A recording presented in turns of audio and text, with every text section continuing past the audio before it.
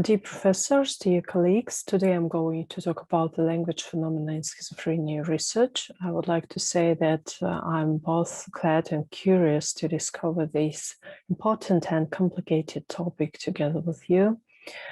Here I represent the Samara State Medical University, in particular the Department of Psychiatry and the International Center for Education and Research in Neuropsychiatry.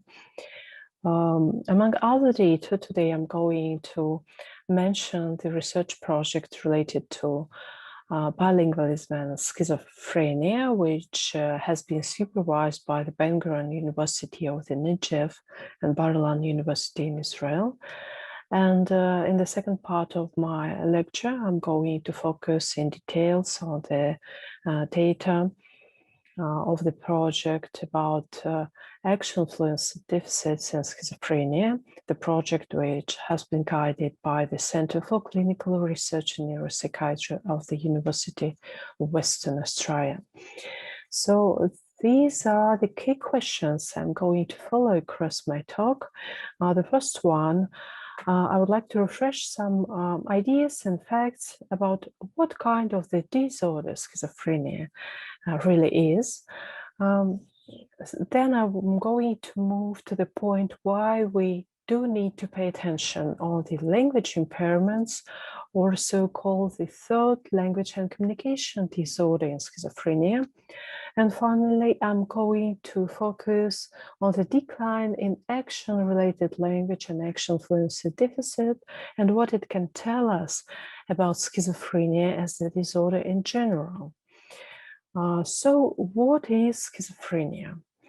Indeed, schizophrenia is one of the most extreme states that human beings can inhabit, as Spencer wrote.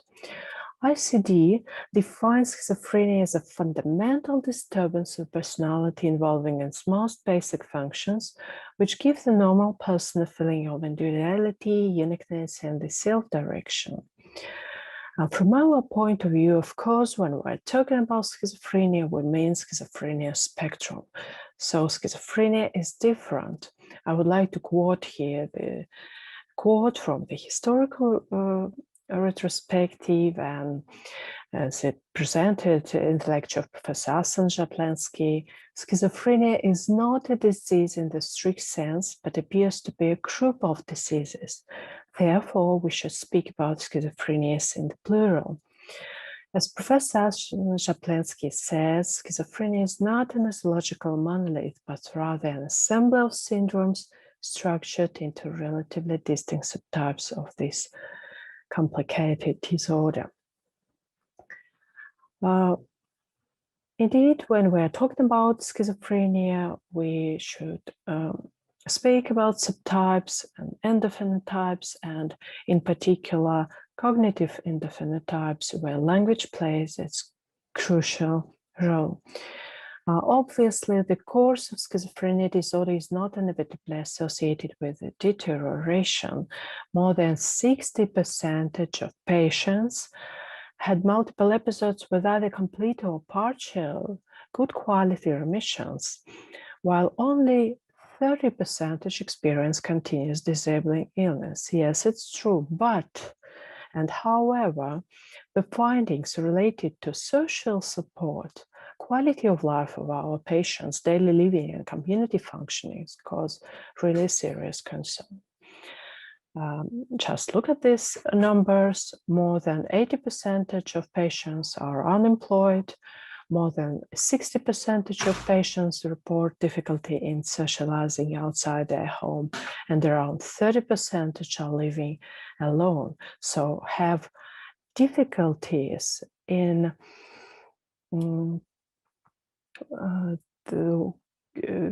difficulties in dialogue and communication with society, and these disturbances in social communication. And moreover, regarding this social concern and these difficulties in communication which our patients with schizophrenia experience, yes, there are around 30% who live alone, but this number is very indicative. Around half of the patients, around 50%, 49.5% of schizophrenia patients experience the subjective feeling of loneliness.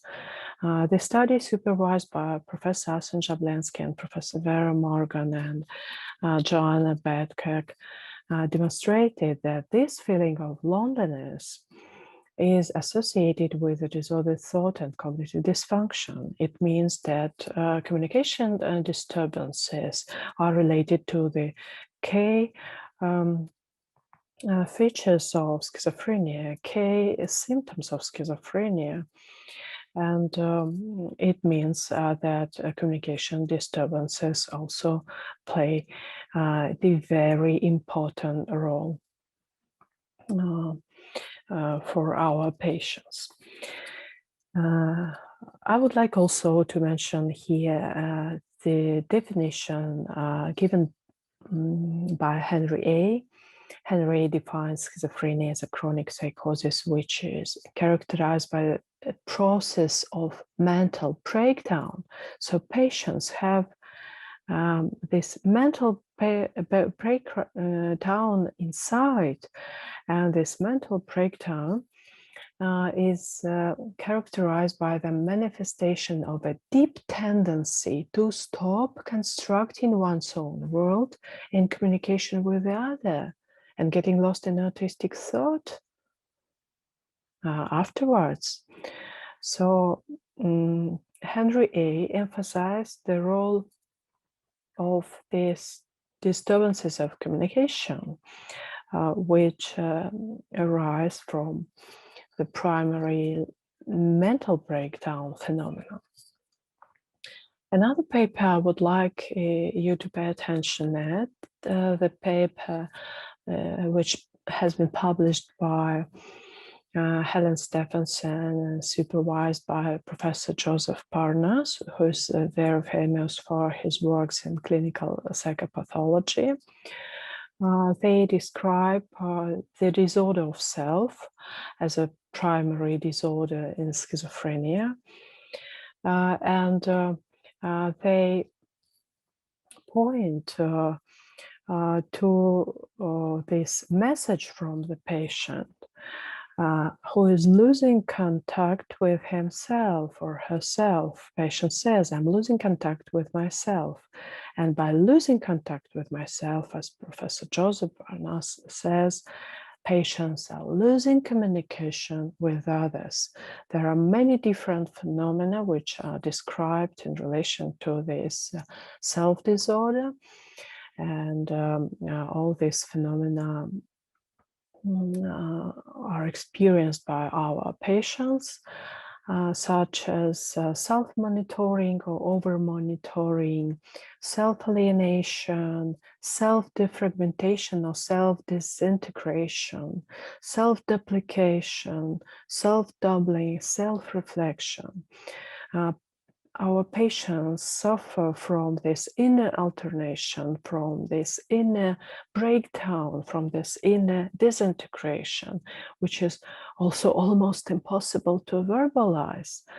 I would like you to read these words said by a schizophrenia patient, the words which show us this difficulty to verbalize what they experience regarding their language disturbances, regarding their communication difficulties, and regarding thought processes.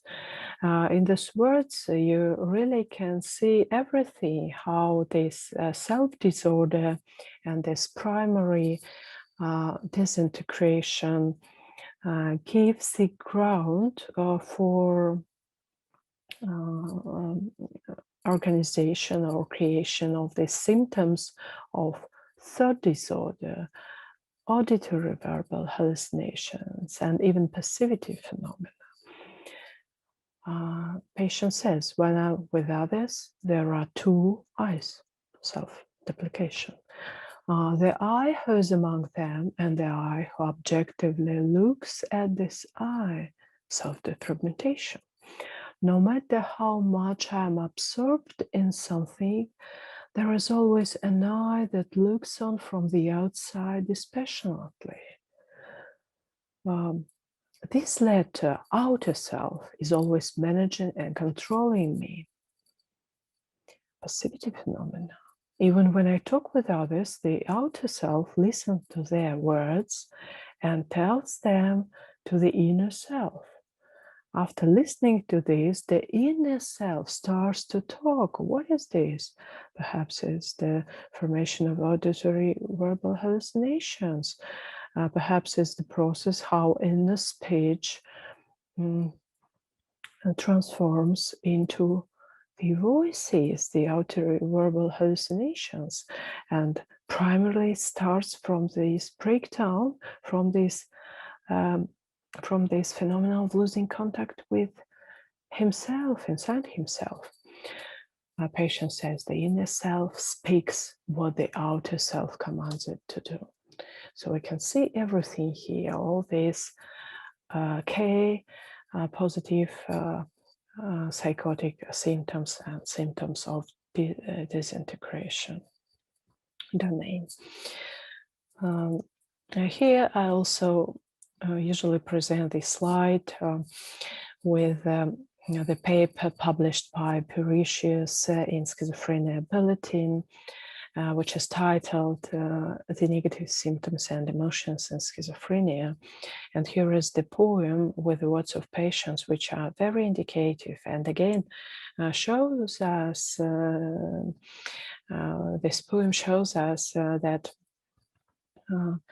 patients are aware their difficulties with communication and their problems with speech and language production, and their problems with the process of thinking when they are lost in the thought process and they experience the symptom, for example, the blocking of thought.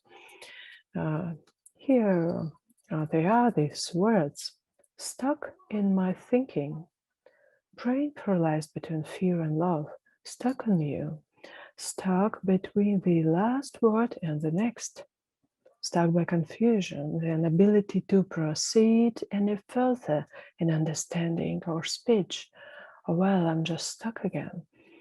So this is what our patients experience: stuck in speech production, stuck in understanding, stuck in thought processes, despite they can be very intelligent and can have a very good education, and they might have a high IQ, but they experience these problems with speech and thought processes, which really affect the quality of life of our patients, and which really affect their ability social adjustment.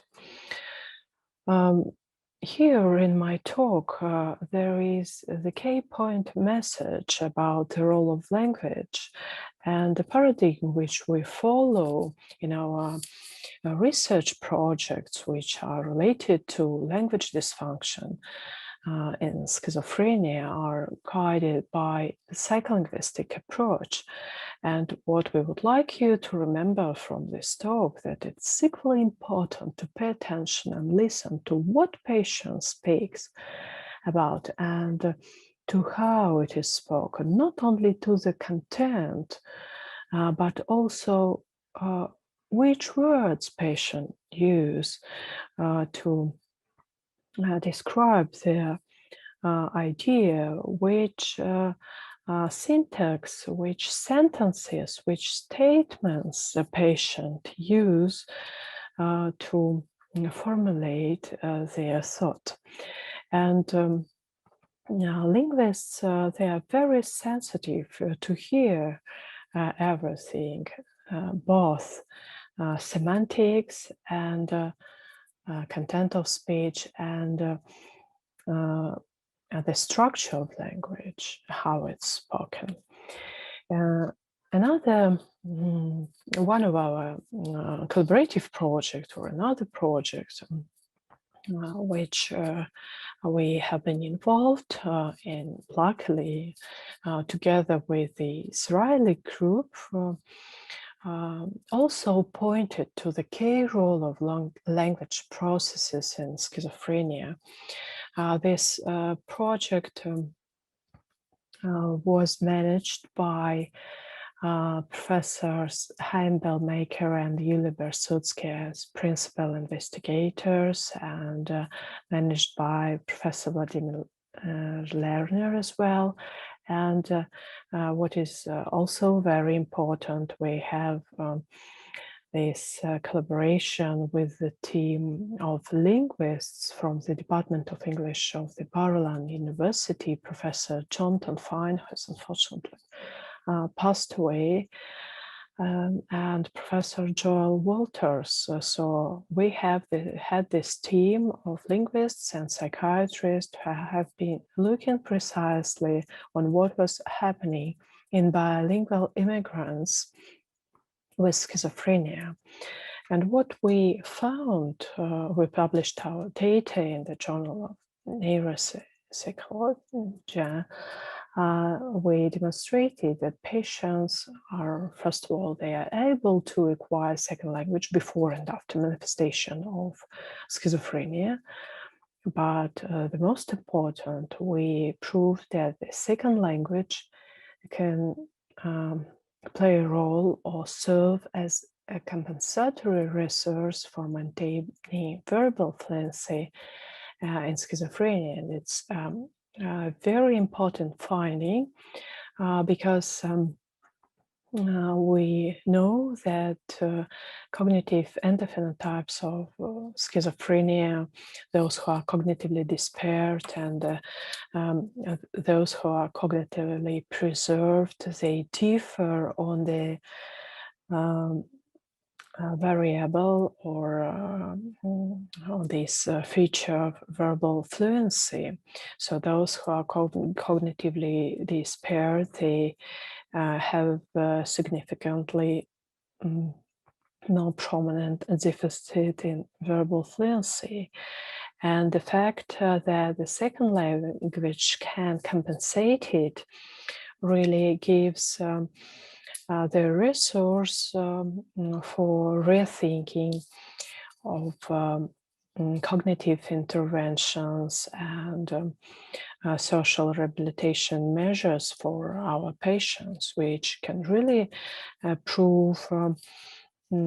which can really improve the social adjustment of our patients. And there is also a book chapter, which has been published in the Handbook of the Neuroscience of Multilingualism in Canada and edited by Prof. John Schweiter. We published a chapter on schizophrenia and bilingualism, again with this talented group of linguists from Israel. And in this chapter, we described how bilingualism can affect the course of schizophrenia, and how schizophrenia is represented in bilingual brain, some neurobiological features. And we also have been focused on the weak points and resources of being bilingual when a patient suffers from schizophrenia. Here I would like you also to remind some issues on neurobiology of language, and it's very important and related to the studies of schizophrenia and bilingualism, because we can see that schizophrenia is so-called left brain disorder, and the language is also has a representation in the left brain. So reminding you these issues of neurobiology, I would like to say that this process of identifying the parts of the brain that are involved in language began a long time ago in 1861 when Paul Broca, a French neurosurgeon, examined the brain of a recently deceased patient who had had an unusual disorder.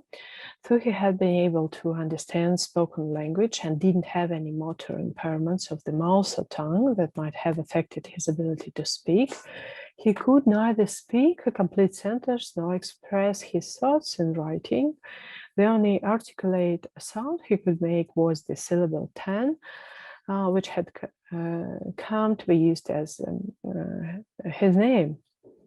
And when Broca upside Tan's brain, he found a sizable lesion in the left inferior frontal cortex, and subsequently Broca studied 8 other patients, all of whom had similar language deficits along with the lesions and the left frontal hemisphere.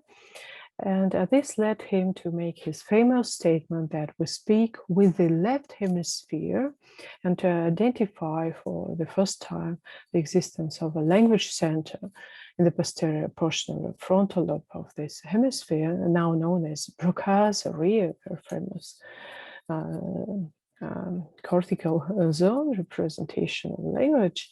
And this was, in fact, the first area of the brain to be associated with a specific function, in this case, language. And we all know that Broca's area helps in producing coherent speech.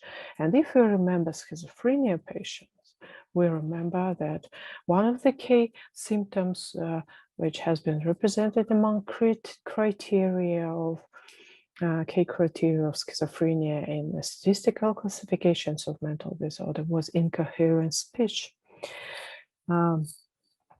So we again emphasized the role of language through these secondary findings on language representation and neurobiology of schizophrenia. And also the second area, I would like to again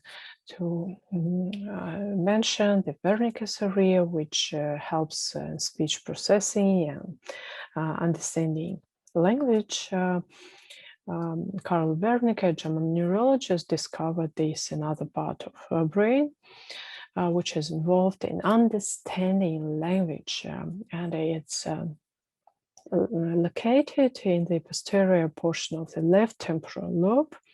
And it's well known that people who had a lesion in this location could speak, but their speech was often incoherent and made no sense.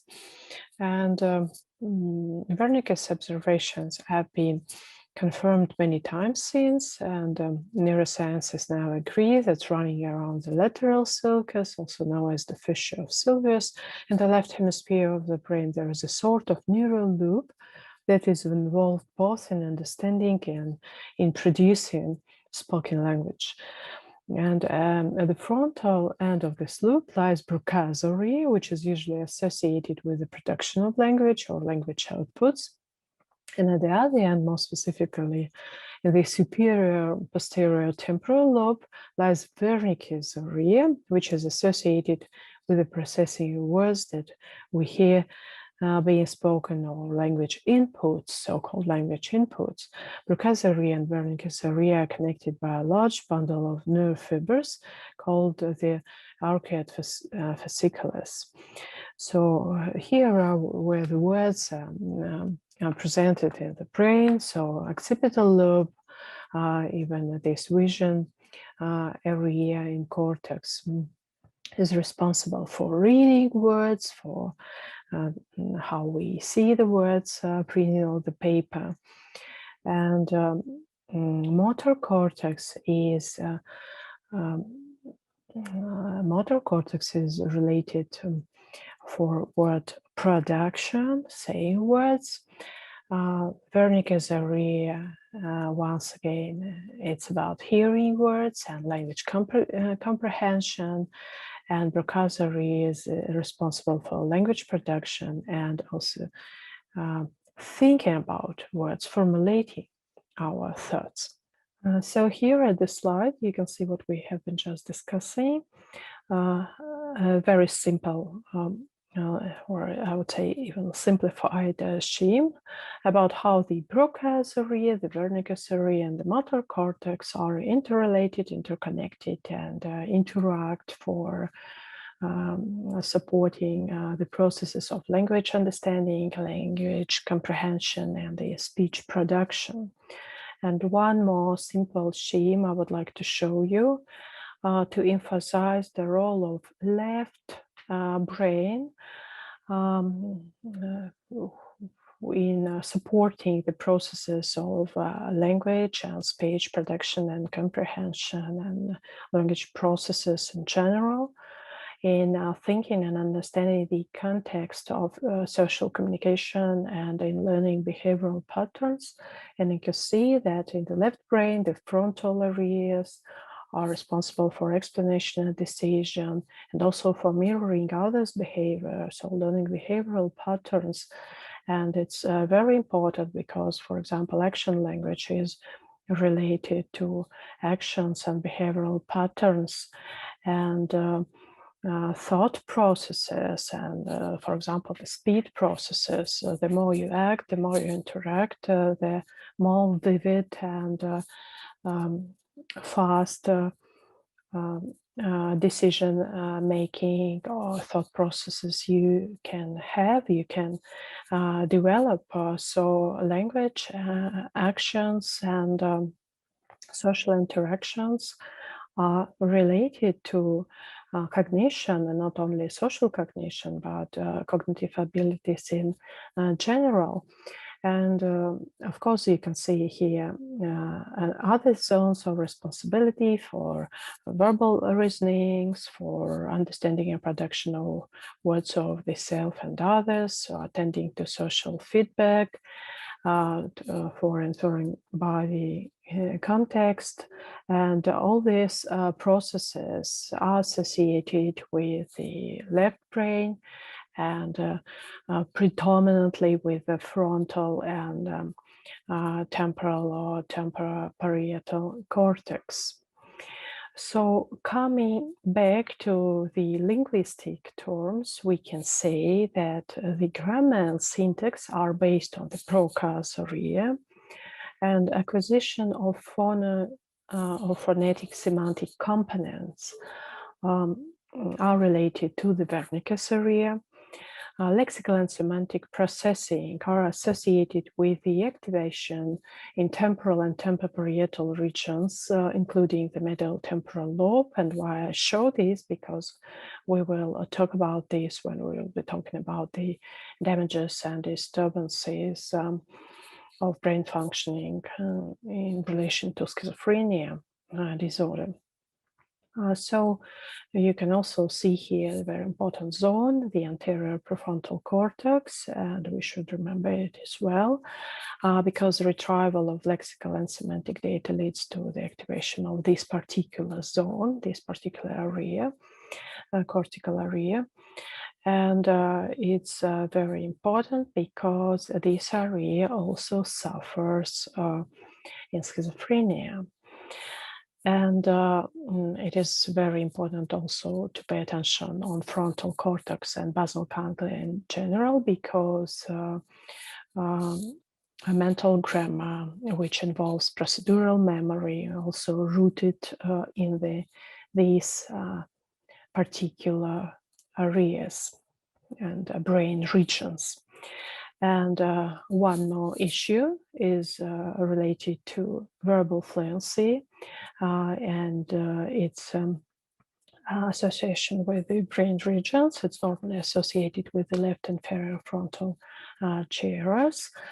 And why I do pay attention again on verbal fluency and its neurological underpinning as the process, because verbal fluency deficit is one of the key feature of the cognitive endophenotypes in schizophrenia. I would also like to say a few words about the difference in bilingual and monolingual brain, and it's very interesting and important and associated with the data I presented to you regarding our research on bilingualism and schizophrenia.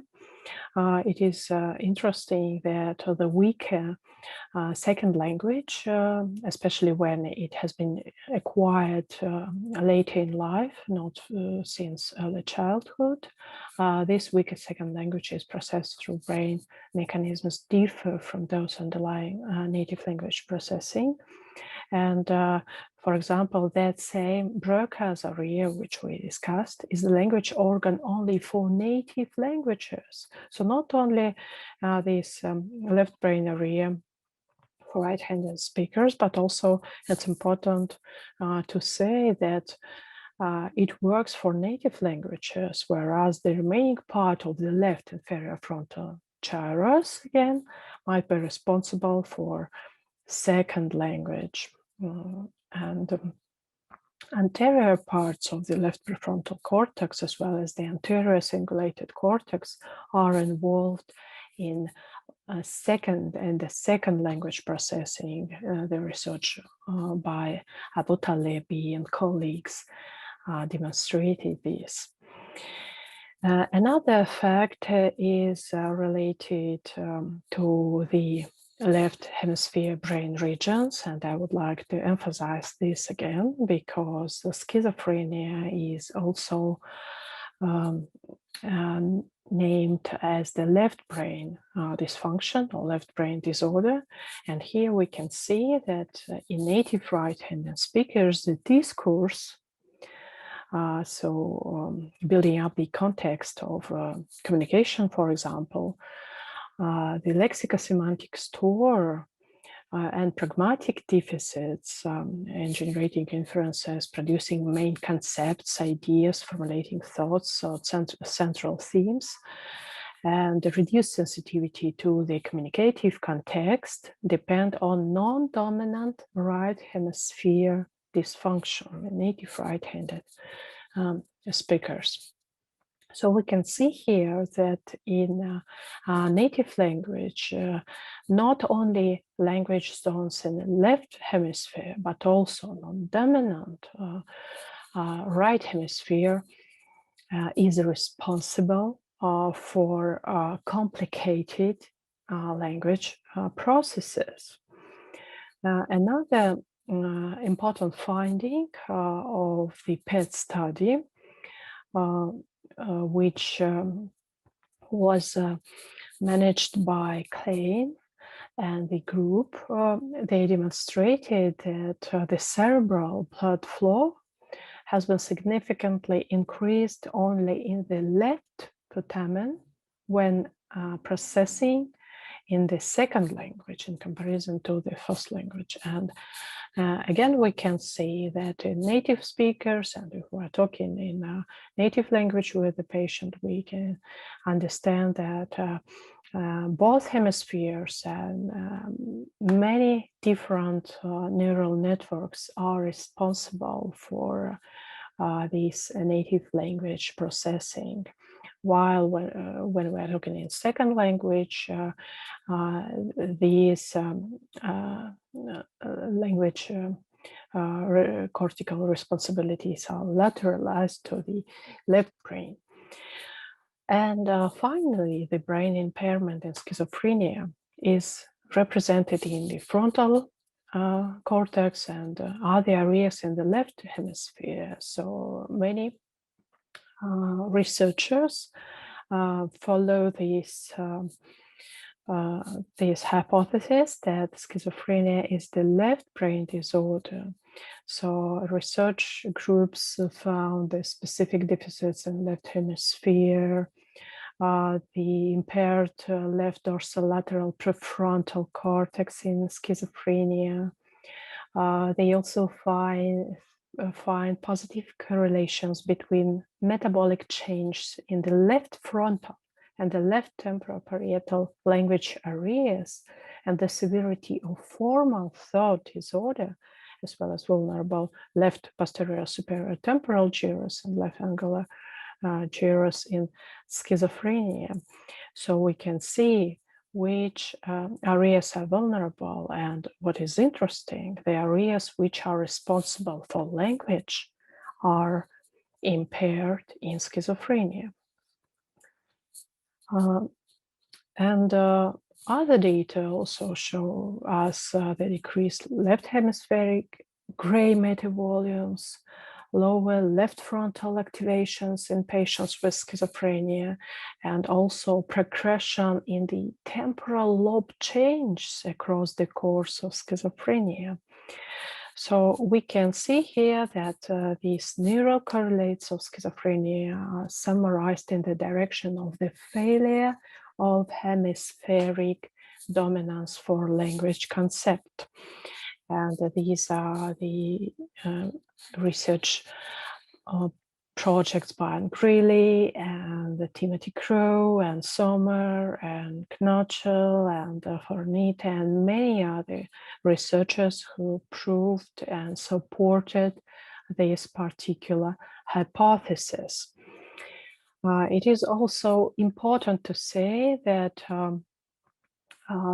this neurobiological representation of cognitive deviations are related to left hemisphere and prefrontal cortex. And we should also remember this area, dorsolateral prefrontal cortex, and its dysfunction as associated with the distorted connectivity, the declined interactions with the brain regions of the parietal cortex, the thalamus and striatum, and also impaired inputs of dopamine, GABA, and glutamate neurotransmitters. So there are enough proofs that show us that those areas which are responsible for language are also related to those areas which are damaged and or disturbs in terms of function in schizophrenia. And finally, I moved to our research project. We published our data in the journal Psychiatry Research. This project was supervised by Professor Assoc and Professor Joanna Bedcock. And in our research, we demonstrate for the first time that there is a selective action verb fluency deficit as compared to mental verb fluency deficit in schizophrenia spectrum disorders, and that this action fluency deficit is linked to the language functioning, cognition, and interpersonal communication of patients with schizophrenia spectrum disorders. Indeed, when we go to these hypotheses about endophenotypes, we understand that schizophrenia is characterized by the variability of clinical phenotypes and related extensive genetic heterogeneity. And as Professor Assoc says, despite more than a century of research, the multifactorial causes and biological underpinnings of schizophrenia and related disorder are still poorly understood. And we should find different ways, different approach, how to study, how to discover, explore which parts of brain are responsible for those devastating conditions like cognitive dysfunction and cognitive deficit and negative symptoms in schizophrenia. And there could be genetic research, and it also might be linguistic, psycholinguistic research, because it really can shed the light on the regions of this schizophrenia symptomatology. And here I show the famous study supervised by Professor Brad Clemens from the University of Georgia, United States. It's the direction of endophenotype research, which is still very popular and supported by many research groups around the world. This study was granted by the National Institute of Health, and it demonstrated that the multiple biological pathways lead to similar symptoms, and that these biological underpinnings and these biotypes can predict the disorder course and outcome. And inside these cognitive endophenotypes, we would like to say that there is one of the key roles of language and thought, language, and communication dysfunction. So here at the slide, you can see one of the study groups who follow this endophenotype research direction in Western Australia. This is the study group supervised by Professor Assoc Jablensky. Professor Assoc Jablensky is one of the leading experts in the field of schizophrenia research, and I am lucky, happy, and sincerely deeply grateful for our research collaboration and mentorship, incredible mentorship from Professor Assoc Jablensky. Professor Assoc Jablensky has organized this Center for Clinical Research in Neuropsychiatry in the University of Western Australia in 1995. And one of the direction of research is endophenotype research, as I already said, and endophenotypic markers related to diagnostic and prognostic subtypes of schizophrenia. That's what the study group of Professor Assoc Jablensky is searching across the projects. And one of the impressive long-term huge project has been initiated in this Center for Clinical Research in Neuropsychiatry in 1996 and exists for more than 25 years. And the aim of the project was the deconstructing of the heterogeneity of schizophrenia as the unitary disease and subtyping the clinical phenotype on the basis of its underlying neurocognitive endophenotypes. Indeed, while the phenomenological core of schizophrenia is a profound annihilation of the sense of self, the primary mental breakdown, which is manifested in thought and language abnormalities, and impaired social communication, but still delusions and hallucinations as positive symptoms of the disorder. The group of Professor Assoc Jablensky and me, myself, we subscribe to the view that schizophrenia is first and foremost a cognitive illness, while psychosis is a secondary and associated part of it. So thought, language, and communication abnormalities are the key core issues of schizophrenia. And not only diagnosis should be based on detailed, precise studies of these complicated phenomena of thought and language disturbances, but also the treatment approach should target these complicated disturbances. What endophenotypes actually are? These are subsets of biomarkers representing measurable components unseen by the unaided eye along the pathway between disease and distal genotype. And indeed, endophenotypes are associated with illness, but not part of its diagnosis. Sometimes they're heritable, they are occupied with the terrain between disease symptoms and risk genotypes. They are state independent, co-segregating with the illness and families, and found in unaffected relatives at a higher rate than in the general population. And the research of the team of Professor Assoc Jablensky demonstrated and discovered the two pure types, phenotypes of schizophrenia. One is a cognitive deficient subtype, and the second, cognitively spared subtype.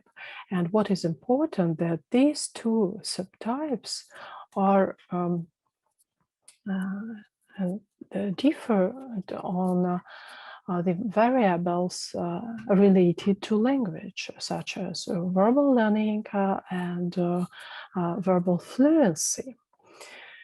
Professor Jablensky says and emphasizes why we should focus on the language studies in schizophrenia, because still clinical interview and diagnosis of schizophrenia remains primarily based on the symptoms or self-reported subjective experiences, and there are just few objective signs, while they are also presented through thought and language disorder.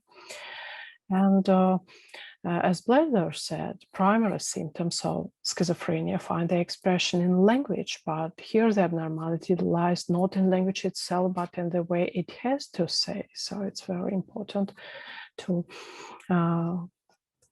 understand the relationships of between language and other case symptoms, such as thought disturbances and communication abnormalities. And really still language and speech are the primary source of data for psychiatrists, either to diagnose or to treat mental disorders.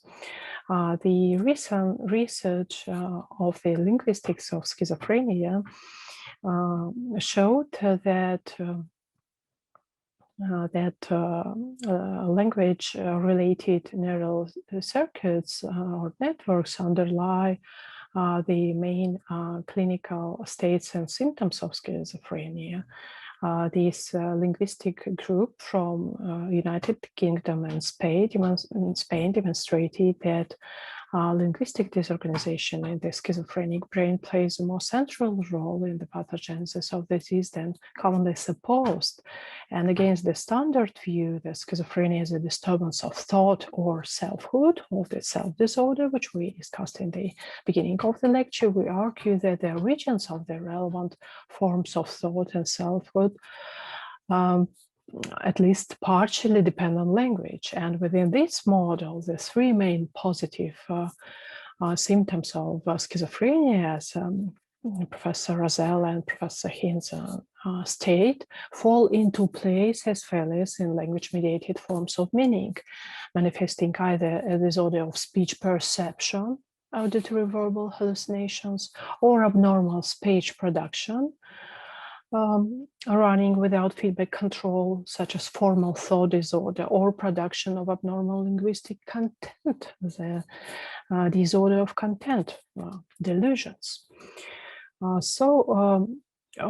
are still at the same position with the Kraepelin's views on language phenomena and schizophrenia, and who discovered language phenomena as one of the key features of schizophrenia. Kraepelin wrote about the derailment in the train of thoughts, derailments in the expression of thoughts and speech, disorders in connected speech and confused syntax, derailments in linguistic expression form, especially important domain in speech disorders of dementia praecox, and influence in a morbid way the form of speech. So Kraepelin many times emphasized the role of language in the pathogenesis of schizophrenia.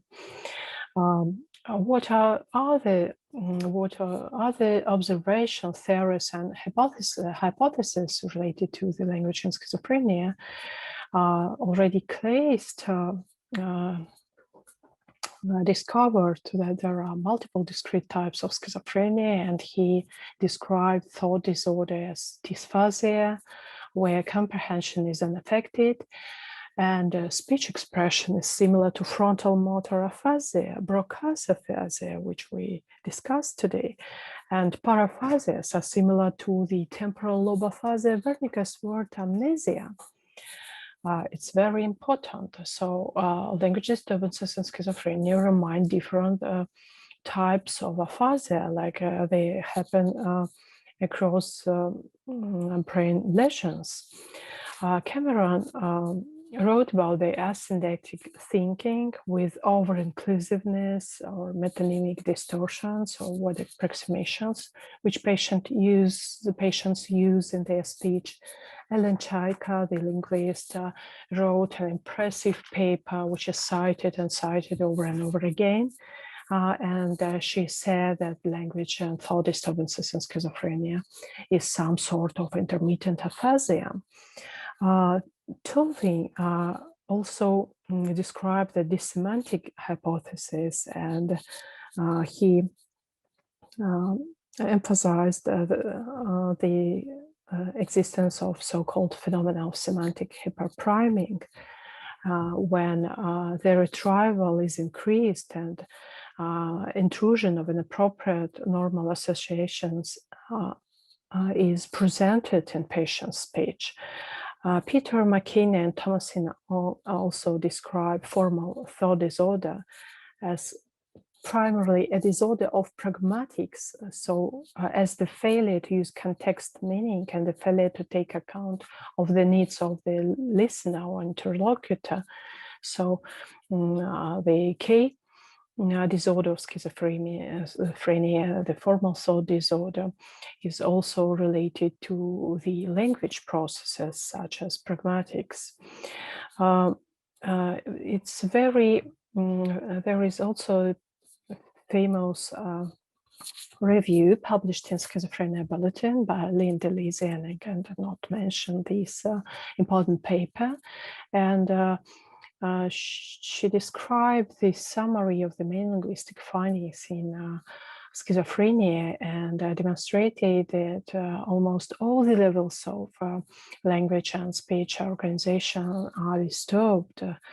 Speech comprehension, attention and interference, which affect this attention deficit, selective attention deficit that affects speech, organizations, semantics, fluency, complexity, reference failures, grammar, language lateralization.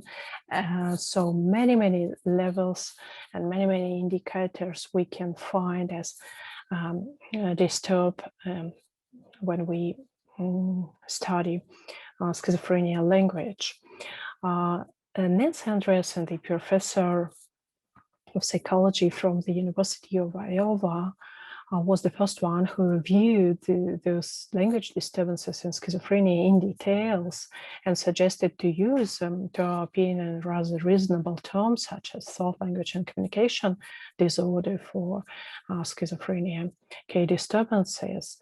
And while we decide what comes first, either it is thought or it's language, but we can understand that there is just some kind of measure of their interrelationships which are expressed in the process of communication or social interactions.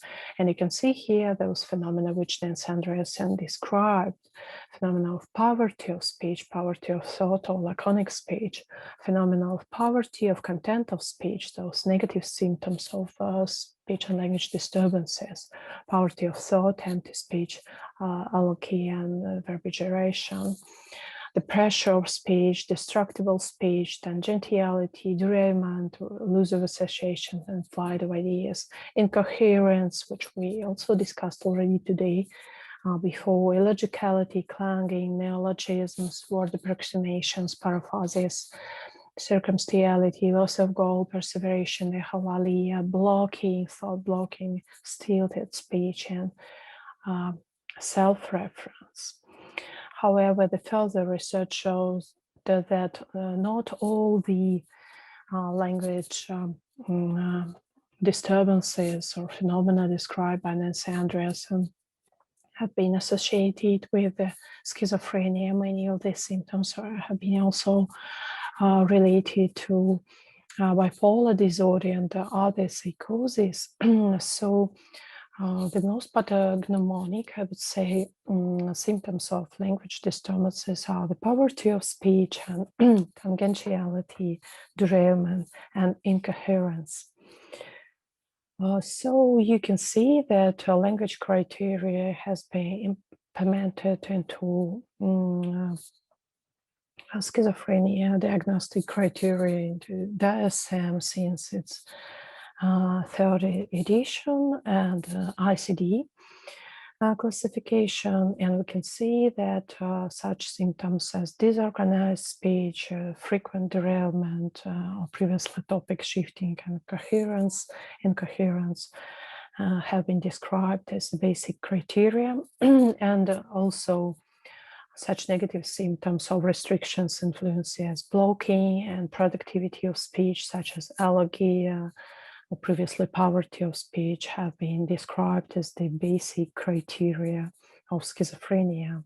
In DSM-5, we already could see the frequent derailment or incoherence under the criteria of disorganized speech, and more extensive representation of language disturbances as the criteria of schizophrenia in the ICD classification. You can see at this slide.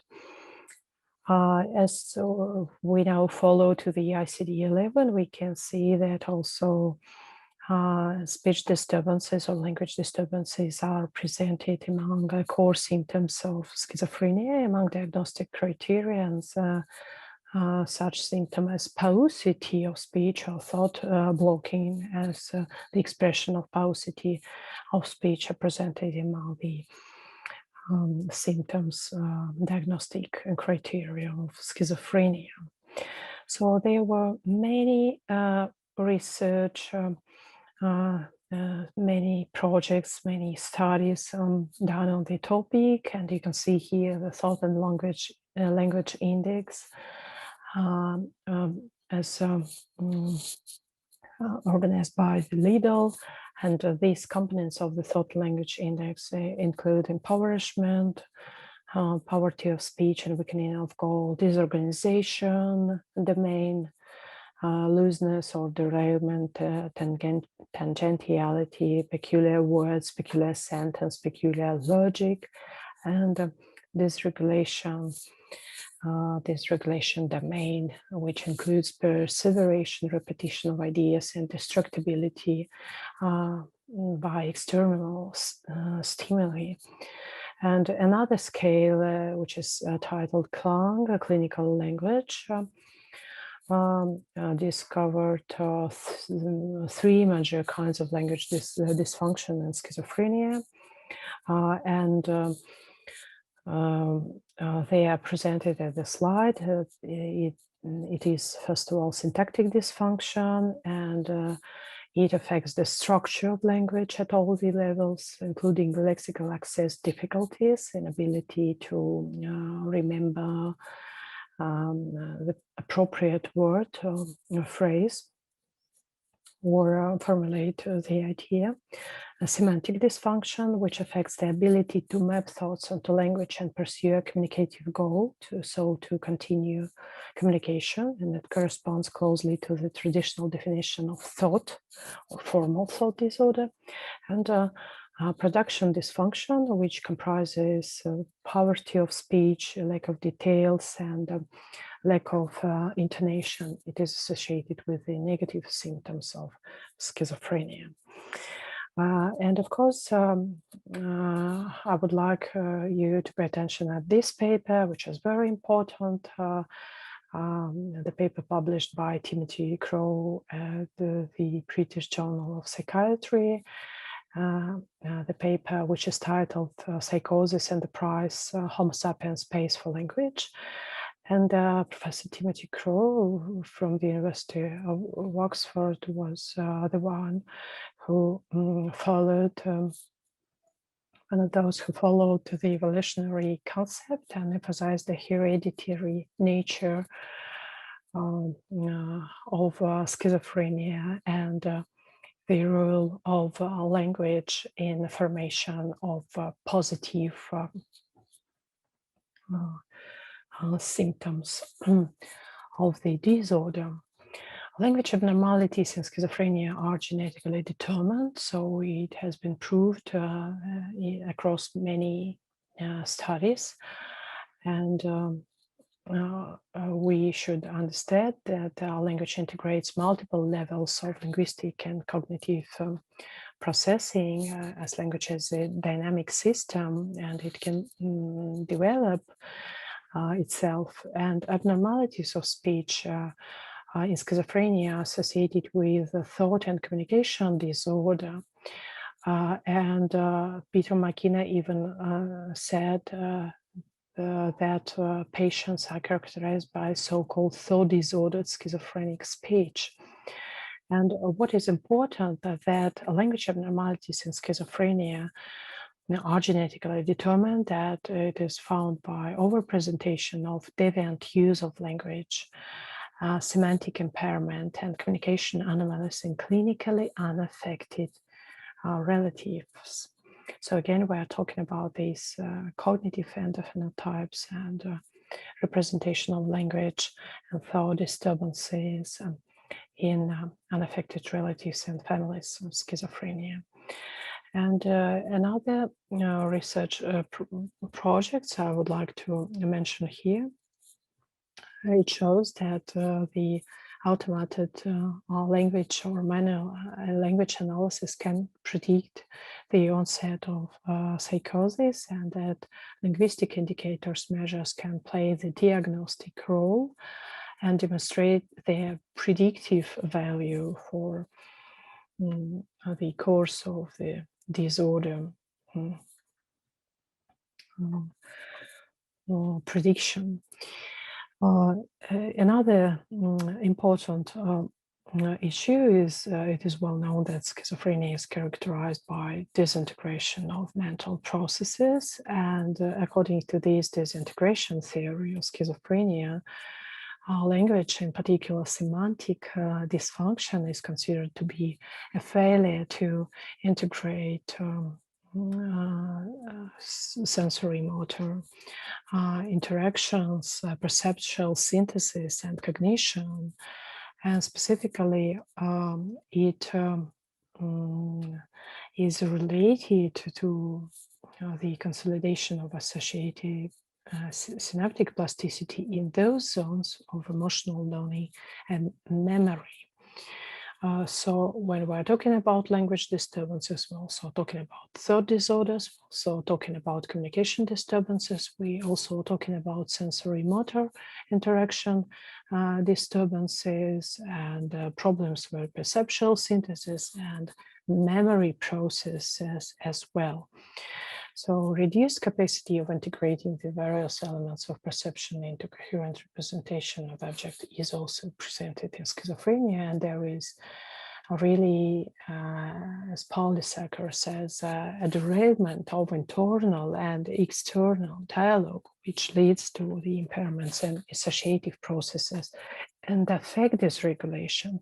So affect dysregulation follow the primary disturbances in thought and language. So the most prominent and leading and primary impairments in semantic and pragmatics have been confirmed as associated with the schizophrenia. So the key features of deviant verbalizations in schizophrenia, deviant language use is anomalous semantics.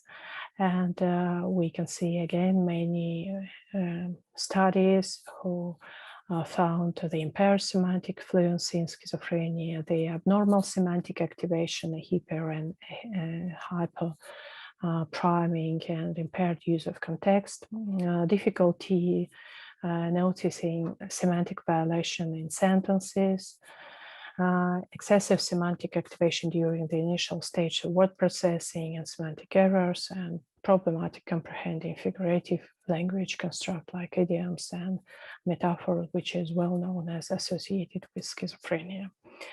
But when we're talking about the leading impairments in semantic and pragmatic associated with schizophrenia, it's very important also to address you to the aspects of normal conversational speech, what these characteristics are. First of all, it's spontaneity. So utterances occur spontaneously, not only as a response of questions, Normal speech is also fluent.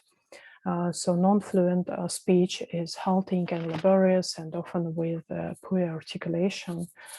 Conversational speech is also tone-taking, and the speaker and listener take turns, so it's not monopolizing of the conversation.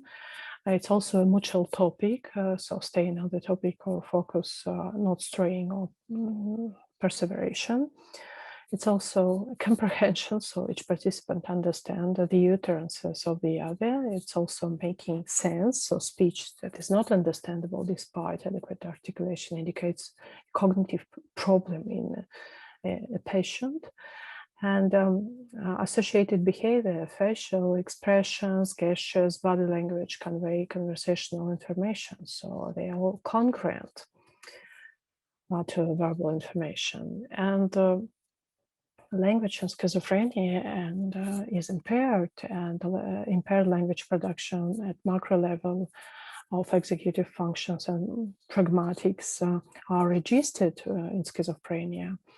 And moreover, the research on poor fluency, less informativeness of speech, poverty of speech, an ability to use pragmatic rules to build up the context of communication. So also deficits in action planning, ordering, and sequencing, damaged action fluency in schizophrenia, and poor verbal fluency based on the reduction in semantic memory store are found, and patients following these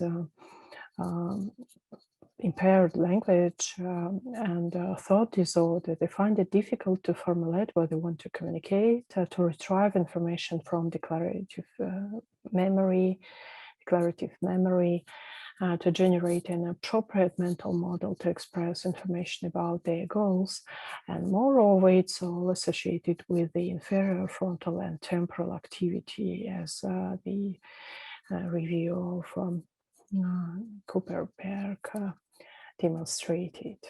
So you can see that many studies demonstrated the verbal fluency deficit in relation to schizophrenia spectrum disorders, and we consider that verbal, semantic, and in particular action fluency decline as an endophenotypic marker of schizophrenia. Decline in verbal fluency is actually not an easy and not a superficial phenomenon, and it's a characteristic finding in schizophrenia involving a combination of mechanisms and processes underlying these phenomena, such as semantic processing skills, decline, difficulties using context, and executive dysfunction. Actually, semantic fluency deficit has previously been proposed as a potential endophenotypic marker in schizophrenia and was reported to be more impaired than phonetic fluency, and also observed in unaffected relatives, what is important for our hypothesis. But the majority of previous studies have focused on object words, nouns, rather than action words, the verbs. So the primary research supervised by Professor Assoc and led by Professor Joanna Bedcock demonstrated the relationships between action, verb, fluency deficit in schizophrenia and such clinical symptoms as odd speech, constricted affect, and increased social anxiety, but not to positive symptoms of hallucinations and delusions. Indeed, the action verb fluency tasks is an easily administered instrument, and it has been developed to measure the verb retrieval ability by Piat in 1999.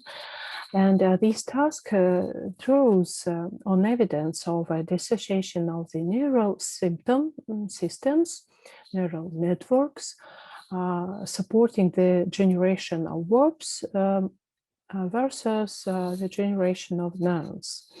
And indeed, many interesting research projects demonstrated that, for example, patients with a frontal lobe injury showed verb retrieval difficulties, but retrieved nouns at normal levels. In contrast, patients with more posterior lesions in the brain demonstrated relatively intact verb production, but poor noun generation. Another study demonstrated that common and proper nouns are primarily represented in posterior and anterior temporal regions, respectively, whereas retrieval of the verbs relies on the integrity of frontal neural circuits. So they are close to the Broca's area and they're close to motor zones in frontal cortex. And we again remember these data on neurobiology of schizophrenia and those zones in the left brain which are predominantly damaged in schizophrenia patients. Another interesting study showed that patients with diagrammatic aphasia, so with this frontal lobe compromise, show deficits in verb retrieval despite preserved noun retrieval. And in contrast, patients with anomic aphasia, temporal lobe dysfunction, they demonstrate greater difficulty with noun retrieval rather than verb retrieval.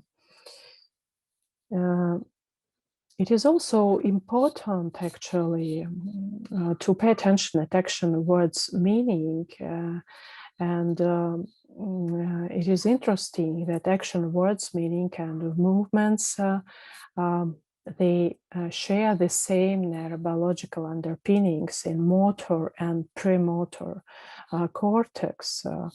Event-related fMRI studies show that action verbs referring to face, arm, or leg actions, for example, to lick, to pick, or to kick, when presented in a passive reading task, differentially activated areas along the motor strip that either were directly adjacent to or overlapped with areas activated by actual movement of the tongue, fingers, or feet. And these results demonstrated the referential meaning of action words, so the verbs, has a correlate in the somatotopic activation of motor and premotor cortex. This is called a unified meaning center in the human brain. And here at this picture, you can see the results of this study and the illustration of this somatotopic organization of the motor cortex and how the words related to tongue, arm, and the feet movements related to the activation in the same zones as actual actions and actual movements. And you can see again this similarity in hemodynamic activation during tongue, finger, and foot movements. These are localizer scans presented, and hemodynamic activation during reading action words related to face in green color. And you can see here related to arm in red color. You can see this similarity, and the leg blue movements. Here they are. And there is also an overlap of activation produced by arm and leg words with it produced by finger and foot movements respectively. You can see this overlap and these scans too. Besides frontal regions, occipital temporal cortex again also play a role in action understanding and action response. brain connection, so words, perception, and action has been also demonstrated by the very productive group of supervised by Professor Pelve Miller.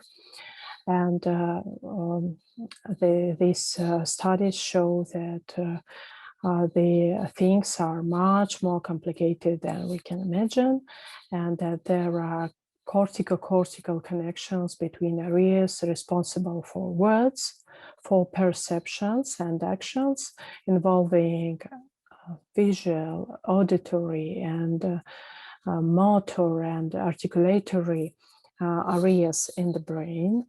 And it also addresses back to this simple scheme of interrelationships between Broca's area, Wernicke's area, motor cortex, and again, we discover more and more details on how these all connected. Very interesting paper published in Nature in 2016.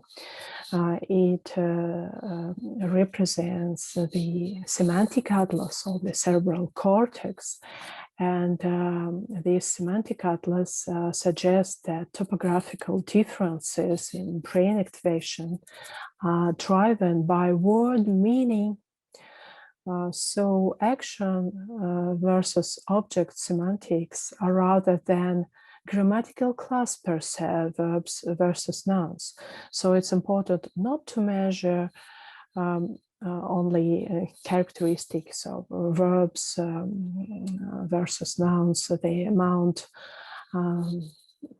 produced across the fluency task, but it also important to go further to the meaning of each concrete word produced. So we also relied on another study by the group of Pelve Miller, which demonstrated that there is a difference between abstract and concrete verbs production, and between high motion and low motion verbs production in people. And this also gave us idea and gave idea to my supervisor, Professor Joanna Bedkirk, on how to go further into our action of fluency research. Indeed, the neural and anatomical systems involved in processing concrete action verbs, such as to run, to poke, versus abstract mental states, e.g., to think, to desire, still matter of considerable debate in professional community.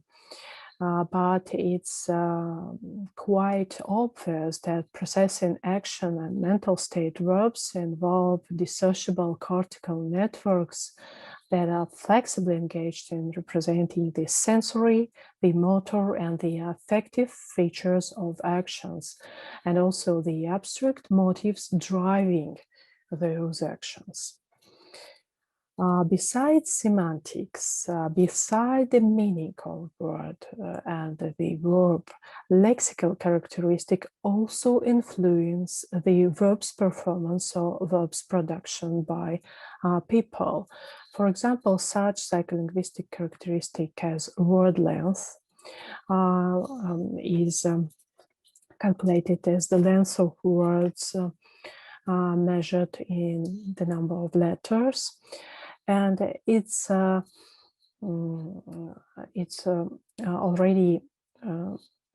it was found that the shorter words are easier to produce than longer words. Also, it is very important psycholinguistic characteristic which also affect verbs performance. It is called word frequency. It is the number of occurrence of a word in the psycholinguistic corpus, and we use the psycholinguistic corpus by Prism. And it is well known about these characteristics that healthy people, high frequency verbs are recognized and produced faster and more accurately without the errors than the lower frequency verbs. And both schizophrenia patients and healthy controls produce a greater number of high frequency words when performing semantic non-fluency task, not semantic actual fluency task. It hasn't been yet studied. And another psycholinguistic characteristic which is important for the verbs production analysis is the valence. Valence is the characteristic which describe the emotional property of verbs, which reflect the pleasantness of the stimulus estimated with the corpus of English lemmas by Warner. And we can find the verbs by the characteristic of valence and measure them when one is related to happy, feeling of happiness, excited, and controlled, and 9 is the number which is related to the unhappy state or being in control and being calm, so not excited, not emotional. And it's known regarding the valence that a faster response to words with positive meaning is usually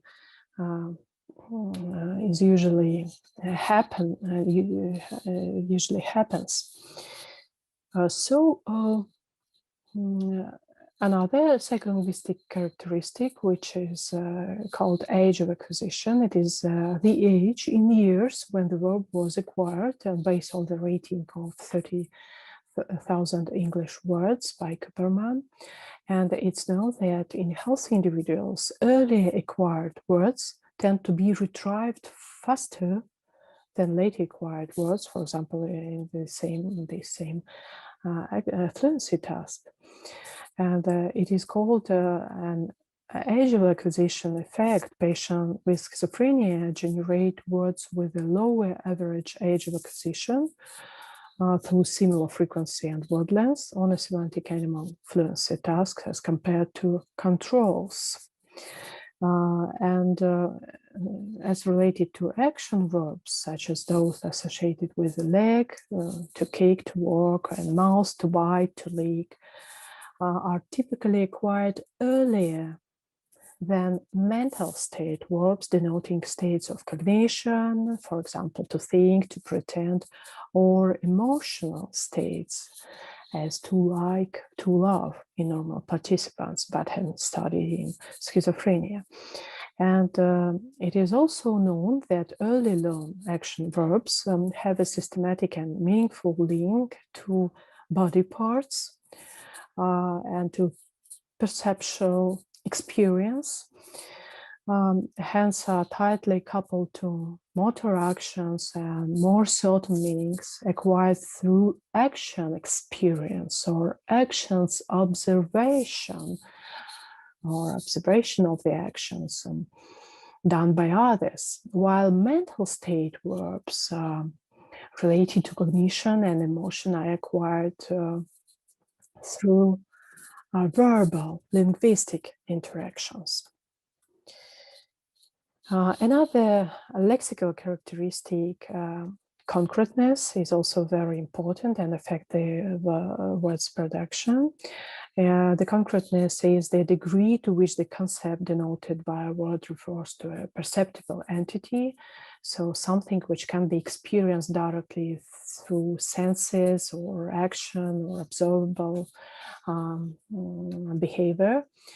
And the concreteness can be derived from the psycholinguistic corpus of more than 40,000 English lemma by Prism. And there are these scores when one is related to more abstract meaning, and 5 is related to more concrete meaning. So the higher number, the higher the concreteness of this lemma. And it is studied, and it was shown in the research that the concrete words are easier to remember than the abstract words because they activate specific perceptual memory codes in addition to verbal codes. And in healthy controls, concrete words are easier to process because of their imagistic representation and strong affiliation to memory context. However, patients with schizophrenia fail to recruit the dorsolateral prefrontal cortex in response to concrete relative to abstract sentences, as Cooperberg reported. Action verb fluency is also correlated with general cognitive abilities. Intelligence and education are positively correlated with the verb production, whilst verbal fluency appears to decrease with age or increase with age. Some studies are controversial. Action fluency is associated with the measures of working and semantic memory, response inhibition, and cognitive flexibility processes. Executive dysfunction plays a role in action fluency performance as well. Also, undermentalizing or deficient theory of mind, which refers to reduced ability to understand the beliefs, intentions, and mental states of others, has been linked to the prominence of negative symptoms. And hypermentalizing or enhanced theory of minds involving excessive attribution of beliefs or intentions to others has been more strongly associated with positive psychotic symptoms such as delusions, for example. So our study hypothesis in the research were the following. We thought that the patients with schizophrenia spectrum disorders will produce fewer correct words than healthy controls on the action fluency test, in keeping with previous findings. Patients will generate both fewer action verbs and fewer mental state verbs compared to healthy controls, with a larger effect size for mental state verbs due to their greater cognitive demands. And the third hypothesis that the age of acquisition of the verbs produced will be lower in schizophrenia than in healthy controls, so the average verb frequency and length may not differ. We studied 46 schizophrenia patients with schizophrenia spectrum disorders. They were inpatient and community-based. They were from inpatient and community-based mental health services in Perth, from Perth, Western Australia. They were in the stable condition, clinical condition for at least 1 month. And as for antipsychotic medication, 7 of them were on typical antipsychotics, 13 on atypical antipsychotics, and 26 patients were on the received combination antipsychotic therapy with antipsychotic agents for the management of the side effects. There were 36 patients of schizophrenia among those of schizophrenia spectrum disorders group. For healthy controls, we used the data from healthy community volunteers with no self-reported or family history of psychosis.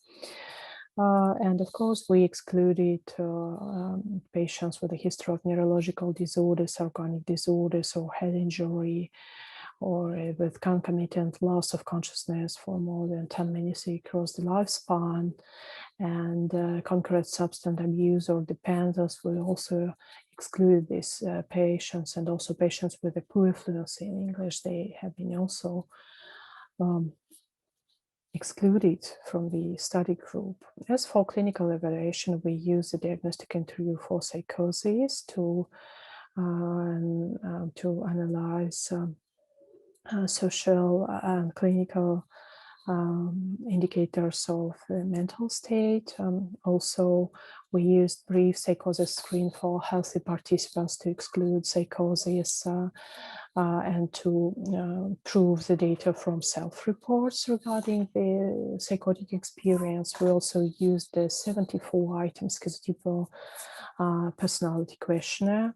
And as for cognitive measures, we used the list of the National Adult Reading Test for measurement of primary intellectual functioning, the Shipley Institute of Living Scale for measuring current intellectual abilities, the continuous performance test for measuring attention, rare auditory verbal learning tests for measuring immediate and delayed verbal memory, the Helling sentence completion tests for measuring executive control function, and the process of the response inhibition, and the tapping task for motor functioning, as well as the Edinburgh handedness inventory for measuring the laterality phenomenon.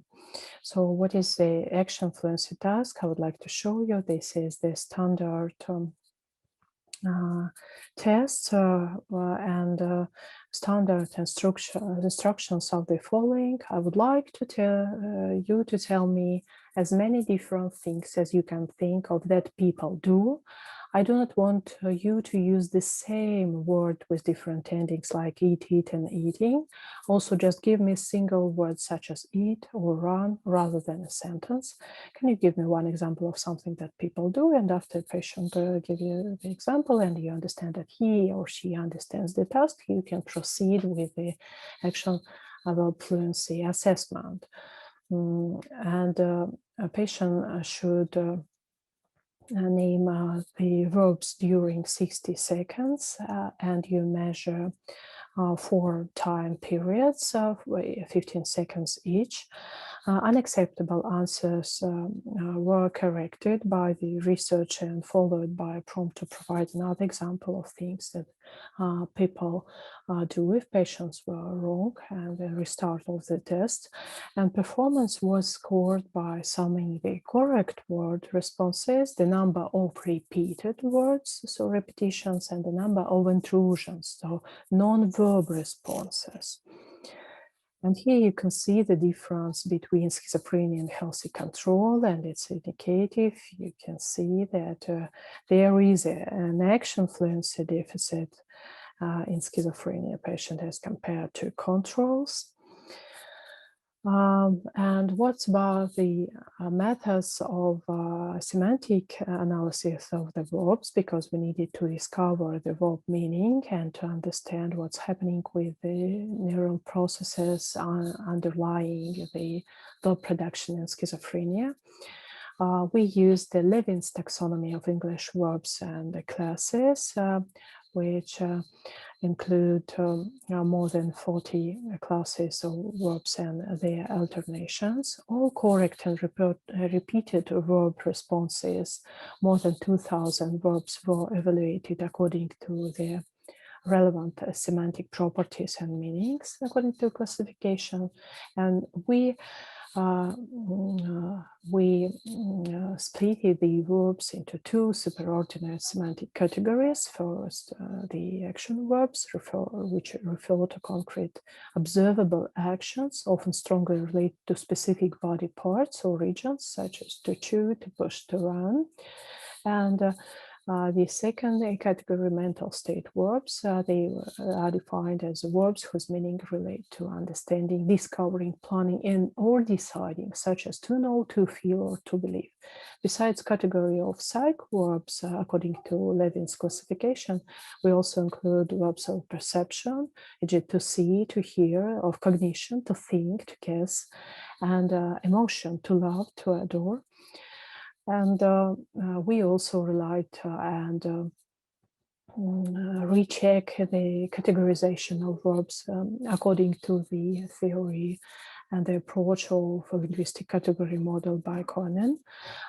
So we classified verbs on two categories: descriptive action verbs, which refer to specific actions, events with a clearly defined beginning and end, as Simon and Fiedler propose, such as to heed, to call, and the state verbs, e.g. mental state, referring to cognitive, for example, to decide, to understand, or affective states, to hate, to admire. And what we received, the results. Inter-rater reliability check was conducted by two independent experts in the field of linguistics to determine the consistency of semantic categorization made by our group. And for a random sample of 14 participants and for the whole sample of 122 participants, this was a high level of agreement between raters on whether verbs were categorized as action verbs or mental state verbs, and the kappa Cohen was 0.9, which is the high level of agreement. And here you see the example how we categorize the verbs according to the classes. For example, to eat, it's related to the class ingesting and subcategory eat, or to breathe is the verb which is related to the category involving the bodily process, breathe. Or for example, to work, it's related to the class of motion verbs, in particular the manner of motion, and in particular the run. Everything is presented in Beth Levin's classification, Stanford classification. And what we found that preliminary comparisons showed that healthy control were older and had completed more years of education and demonstrated higher IQ and memory and the executive function and attention test scores, but they did not differ in gender distribution compared to the schizophrenia group. The results showed medium to large effect sizes across all cognitive measures, indicating that schizophrenia patients performed worse than healthy control group. Patients also produced significantly fewer words in total on the actual fluency task than healthy control, including correct word responses and the repeated answers or repetition score. And the number of intrusions produced by schizophrenia patients was significantly higher in schizophrenia patients, yes, than in healthy control. So the average of both groups was very low. A mixed design analysis of variance was conducted to compare the percentage of action verbs and mental state verbs produced between groups comparison. And we found that the main effect of verb category was significant, and on average, a higher percentage of action verbs was generated compared to percentage of mental state verbs in both the schizophrenia and healthy control groups. And as predicted, the percentage of action verbs generated was significantly lower in schizophrenia patient as compared to healthy controls. However, percentage of mental state verbs produced by schizophrenia patients and healthy control was not significantly different. And the main effect of verb category was significant. We demonstrated this.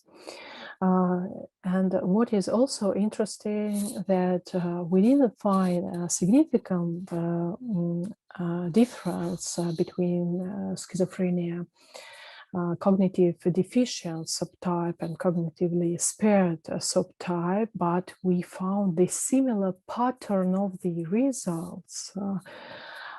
Patients with schizophrenia produced fewer percentage of action verbs than healthy control, but the percentage of mental state verbs did not differ.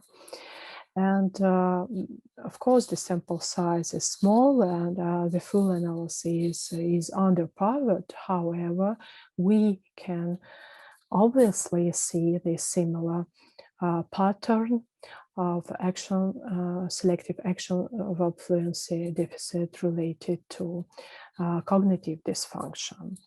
What's about the lexical characteristics of action versus mental state verbs in the whole sample? Within the whole sample, compared to mental state verbs, the action verbs generated were characterized by a shorter word length, a lower word frequency, an earlier age of acquisition, a higher concreteness ratings, but did not differ in valence. Non-parametric tests indicated that the action verbs produced by schizophrenia patients had lower concreteness ratings, so they were more abstract than those verbs, than the action verbs, those verbs produced by healthy controls. However, they didn't differ between the two groups in other lexical characteristics. So, neither age nor medication dose was significantly associated with either action verbs or mental state verbs generation. In contrast, education and general intelligence were positively correlated with action verbs generation, and action verbs fluency was significantly negatively correlated with the interpersonal domain of the schizotypal personality questionnaire, comprising the domains of social anxiety, no close friends, and constricted affect, but not with the other SPQ domains. So you also can see that action verbs fluency deficit significantly and positively correlated with the immediate and delayed recall scores on the RAL test, but not associated with the inhibitory control and attention or motor speed and laterality. Mental state verbs fluency was not significantly correlated with any of the SPQ domains, but showed a correlation with the premorbid intelligence and immediate recall on the RAL tests. So the main finding in our project is that we have the selective fewer action verbs fluency in schizophrenia. The aim of the studies, you remember, was to investigate the specific features or origin of action verb fluency impairments in schizophrenia, and we analyzed the verbs output of schizophrenia patients and healthy control using cognitive linguistic approach. We studied semantic categorization versus mental state verbs. We studied lexical characteristics, and we studied correlations between cognitive and clinical features and action verbs production. And what we found, the current results strengthen the evidence of selective difficulties in verb action semantic generation in schizophrenia patients using an action naming TAS, and the impairment in action, but not mental state verb generation in schizophrenia is consistent with the notion of separable cortical networks being activated by concepts referring to actions as compared to mental state verbs, respectively. So patients with schizophrenia produce fewer action verbs, but it was not due to the verb difficulty effect, because mental state, not action verbs, are regarded as more difficult. It was not due to age-related decline in fluency performance, because schizophrenia patients were younger than healthy controls. This finding is also not due to the low intelligence or education of schizophrenia patients, first of all, because the number of intrusions was small and didn't differ as compared to healthy controls. And it would differ. It was related to the intelligence and education of patients. And also because the schizophrenia patients produce selectively lower percentage of action verbs and the same, not lower percentage of mental state verbs compared to healthy control. This finding is also not due to the poor reliability of semantic categorization, because we demonstrated that inter-rater reliability was high. And it was not due to the effect of medication, because this clozapine dose equivalent medication was unrelated to the fluency task. So this finding is really unique.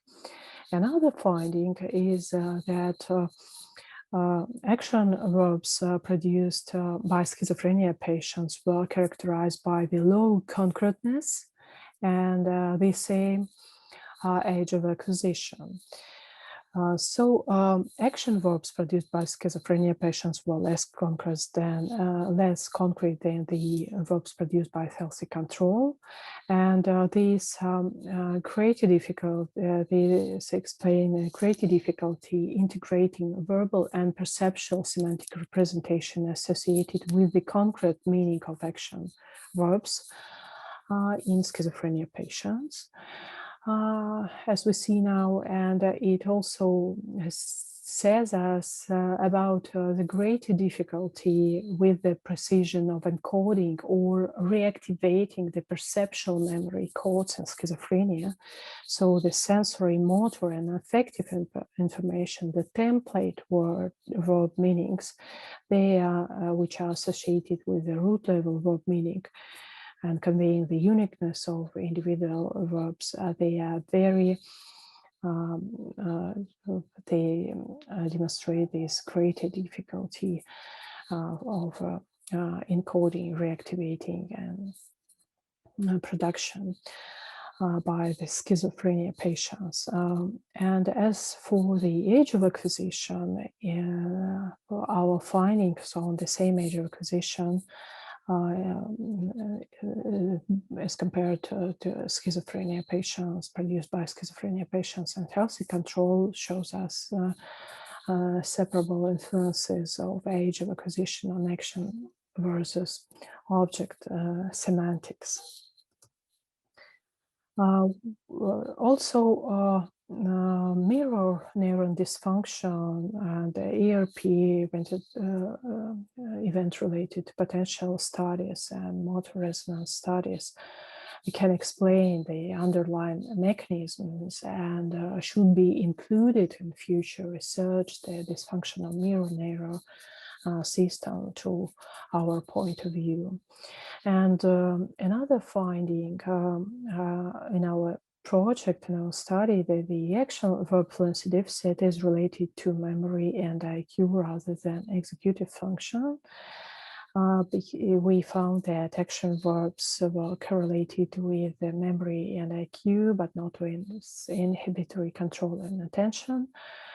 And it is associated with the data that patients rely on memory of actions and experience, and it can be associated with the psychomotor poverty, which has been described in association with schizophrenia disorder. And we also are interested whether the degree of sensory motor impairment could predict the action of fluency deficit in schizophrenia patient in line with the classical theories of the embodied cognition. You can see the very interesting book by Merleau-Ponty on phenomenology, la perception, phenomenology of perception. Of course, for further research, we should try to discover the connections with the embodied cognition. What we should also focus on the relationship between action verb fluency deficit and the goal-directed actions, which are impaired in schizophrenia, and this action verb selective deficit could point to this impairment in the goal-directed actions. So it could be also the target for psychotherapeutic intervention when through training the goal directed actions, we can train the action fluency deficit and those key function associated with the action fluency deficit or fluency deficit, such as cognition and thought disorder. For further studies, we also may measure motor deficits in association with the action fluency deficit and in relation to both patients and the risk cohorts at risk. And another finding is related to the action fluency deficit and high interpersonal SPQ scores. Conversely, action but not mental state verb fluency was negatively correlated with the interpersonal schizotypic traits such as increased social anxiety, no close friends, and constricted affect.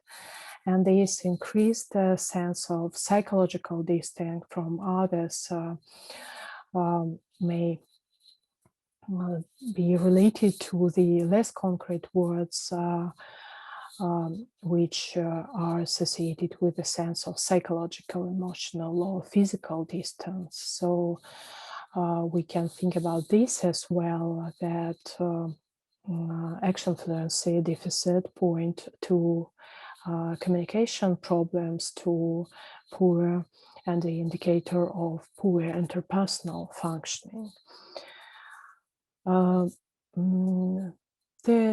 The Burns psychopathology scale, which measures language, affective, and motor domains, could be also used to prove our hypothesis.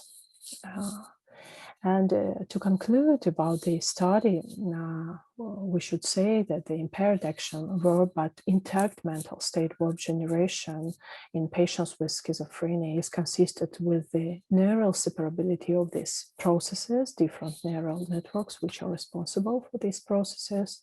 So it is the finding about the disintegrated semantics in schizophrenia again.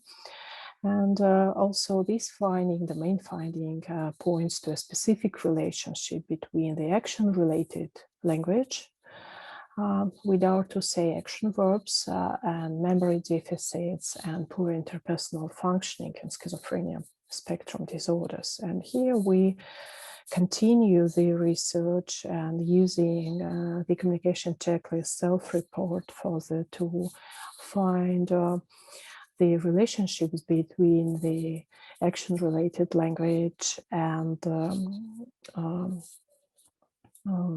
performance, communication performance, and language disturbances at the levels of pragmatics and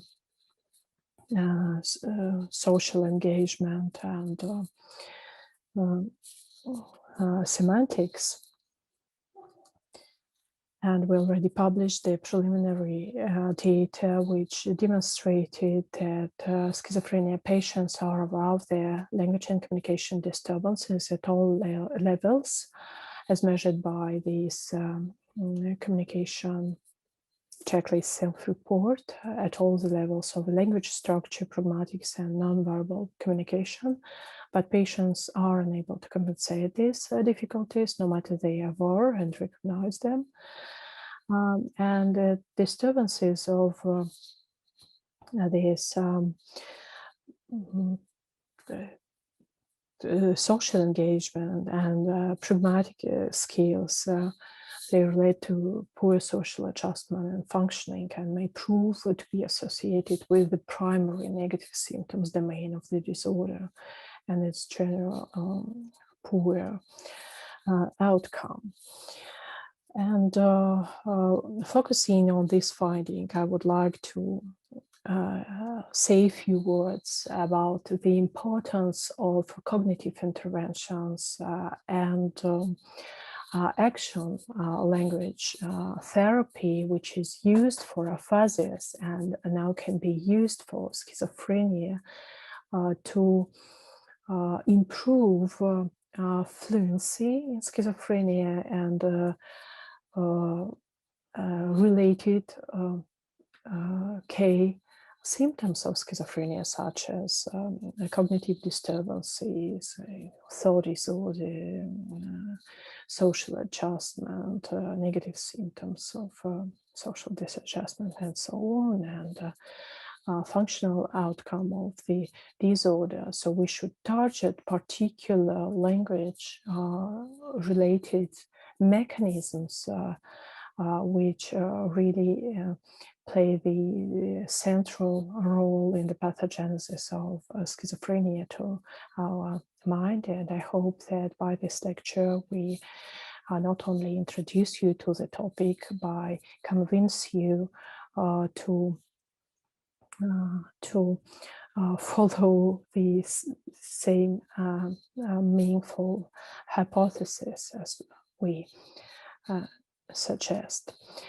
And finally, the message of this talk is not only about to hear our patients, but it is also important to spread the word to our patient, to treat our patient, and also to take a real action to treat schizophrenia. Don't just do it, as the famous advertisement states. And finally, I would like to say that we're happy to collaborate with you all within a project of the ICERN Web Library of Neuropsychiatry. And here is the email for your collaborative words and actions. Thank you very much for your attention. Bye.